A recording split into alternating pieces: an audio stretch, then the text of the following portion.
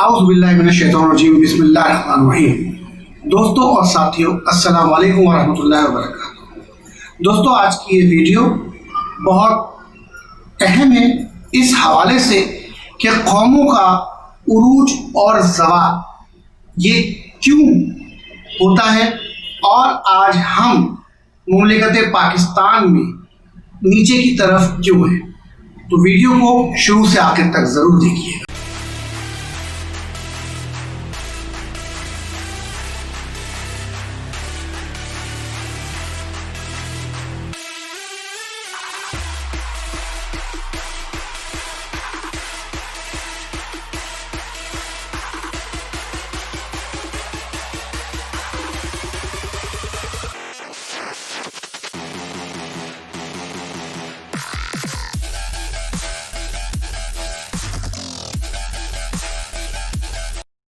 دوستو بڑے صغیر پاک و ہند جب ایک خطہ تھا تو یہاں پر انگریزوں نے اپنی عملداری ایک سازش کے تحت قائم کی۔ یہ تجارت کرنے کی غرض سے اس خطے میں آئے ایسٹ انڈیا کمپنی کو لے کر، اور آہستہ آہستہ انہوں نے یہاں کے راجاؤں مہاراجوں اور مغل سلطنت کو بالکل ختم کر دیا اور اس کے بعد اپنی عملداری قائم کر دی۔ دوستو اس سارے قصے کے اندر سب سے جو اہم بات ہمیں سوچنی اور سمجھنی ہے وہ یہ ہے کہ یہ جو خطہ تھا جسے ہم بر صغیر پاک و ہند کہتے ہیں، اس کے اندر مختلف زبانیں بولنے والے لوگ رہائش پذیر تھے۔ جب مغل سلطنت کا یہاں پہ عروج شروع ہوا اور بابر نے آ کر یہاں اپنی عملداری قائم کی تو اس نے ایک زبان تخلیق کی جس کا نام تھا اردو، جو کہ لشکر کی زبان کہلائی، جس میں سنسکرت، ترکی، فارسی، عربی تمام زبانوں کے الفاظ موجود تھے۔ آہستہ آہستہ یہ زبان کافی حد تک یہاں بولی جانے لگی۔ جب زوال ہوا اور مغلیہ سلطنت ختم ہو گئی اور انگریزوں کی عملداری مکمل طور پر قائم ہو گئی تو انہوں نے یہاں پر اپنا نظام نافذ کرنا شروع کیا، جبکہ یہاں جو نظام پہلے موجود تھا اس میں عربی اور فارسی کو ایک خاص اہمیت حاصل تھی، لیکن انہوں نے کیا کیا کہ اس کی جگہ اپنی انگریزی کو بتدریج رائج کرنا شروع کیا۔ کیونکہ انگریزی زبان سے لوگ یہاں پر ناواقف تھے، نہ اس کو جانتے تھے نہ سمجھتے تھے، لیکن کیونکہ ان کے دماغوں میں انگریز ایک حکمراں اور آقا کے طور پر بیٹھتا جا رہا تھا تو انگریزی سیکھنے کو، انگریزی بولنے کو وہ باعث فخر سمجھنے لگے۔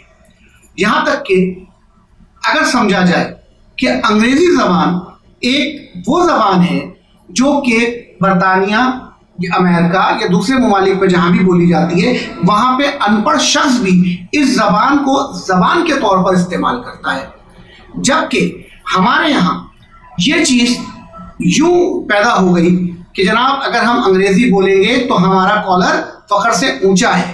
اگر ہمارا بچہ گھر میں آ کر اپنی ماں سے کہتا ہے کہ ماں مجھے مچھلی کھانی ہے تو ماں اس کو ڈانٹ دیتی ہے اور کہتی ہے تم مچھلی کہہ رہے ہو، فش کہو۔ فش کہنا باعث فخر سمجھا جاتا ہے اور مچھلی کہنا معیوب سمجھا جاتا ہے۔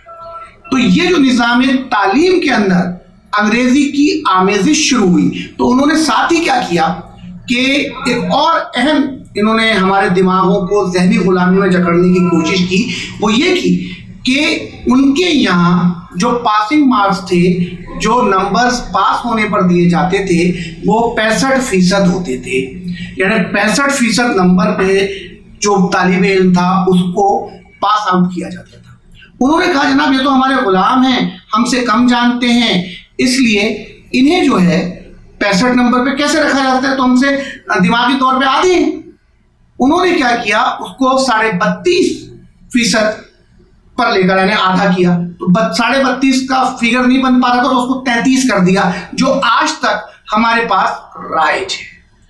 اور ہم ذہنی طور پر اس چیز میں سماتے جا رہے ہیں, سمجھتے جا رہے ہیں اور پھنستے جا رہے ہیں کہ ہم ذہنی طور پہ غلام ہیں اس زبان کے تحت, اس زبان کے اصل جو اہل زبان ہیں ان کے غلامی اپنے ذہنوں میں بسائے بیٹھے ہیں.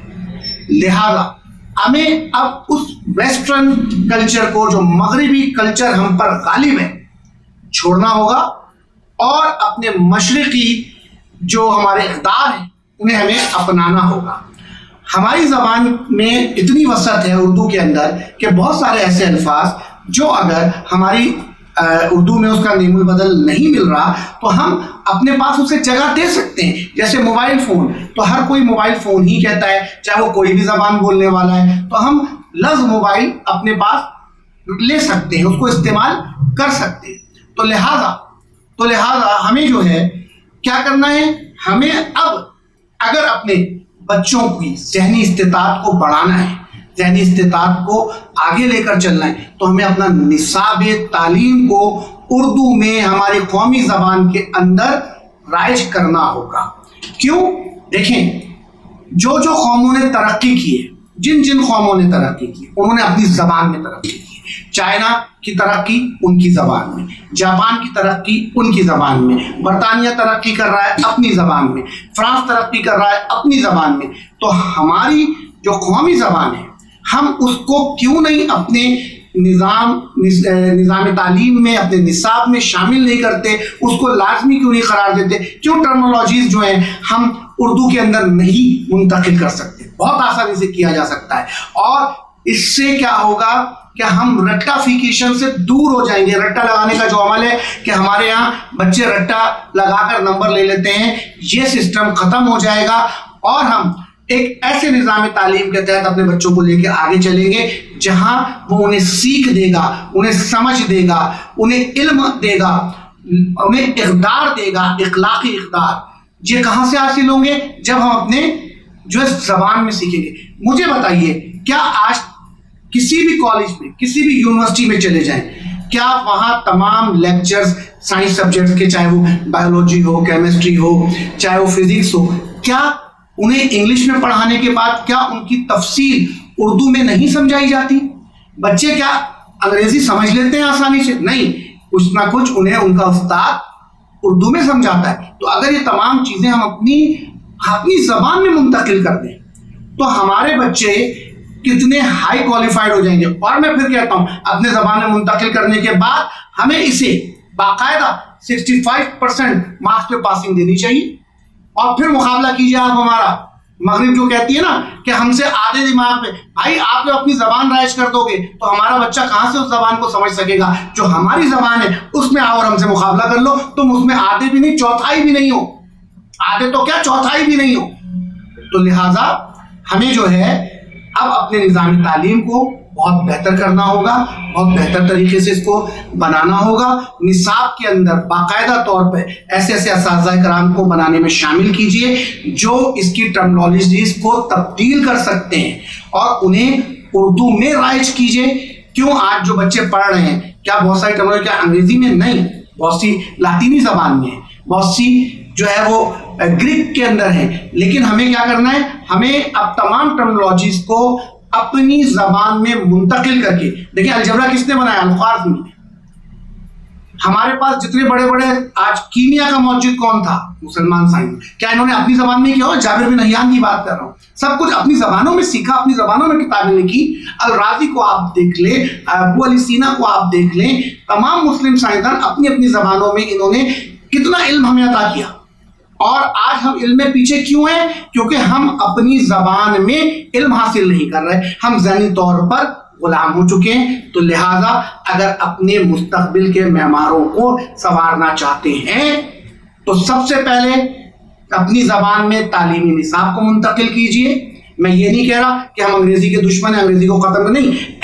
ایز زبان, ایک قومی, ایک بین الاقوامی زبان کے طور پہ ہمیں انگریزی بھی سیکھنی چاہیے, ہمیں چائنیز بھی سیکھنی چاہیے, ہمیں رشین بھی سیکھنی چاہیے, ہمیں فرینچ بھی سیکھنی چاہیے, ہمیں جرمنی کی بھی زبان سیکھنی چاہیے.